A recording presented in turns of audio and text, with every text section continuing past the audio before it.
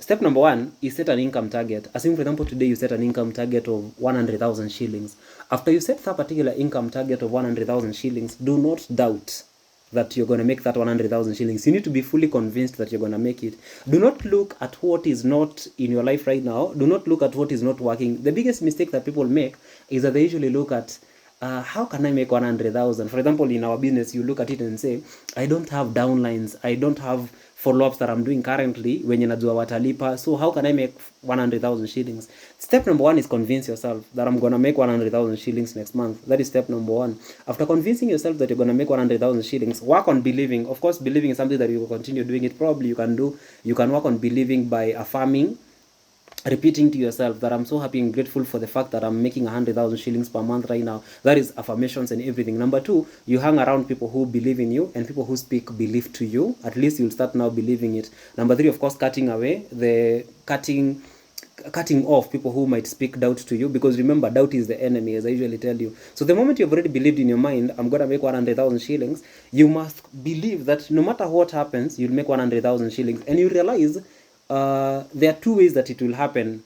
There are two ways that the 100,000 shillings will come to you. And the Sons of Getting Rich, the author talks about it, and he says that if you put yourself, for example, he usually gives an example. Assuming today you want to become a tailor, and you tell yourself that I want a tailoring machine, there are two things that might happen. It might either be answered through trade and commerce, that you do your business, ushone watu nguo, and by kushona upate pesa uende ununue machine, ama ufanye kazi, kwa mfano kazi ya mjengo.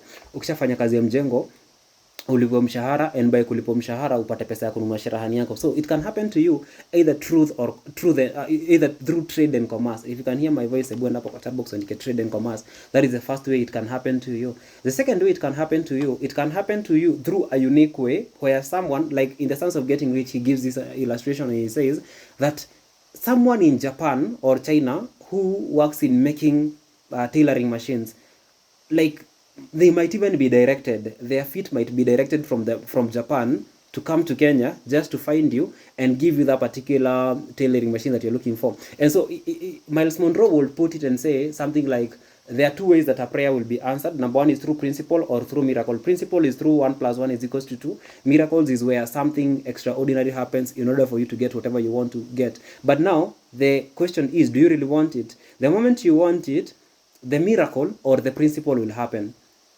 And so it is very, very important for you to, number one, be fully convinced that I want 100,000 shillings in July. Yes, I want 100,000 shillings in July, and I'm going to make this 100,000 shillings in July.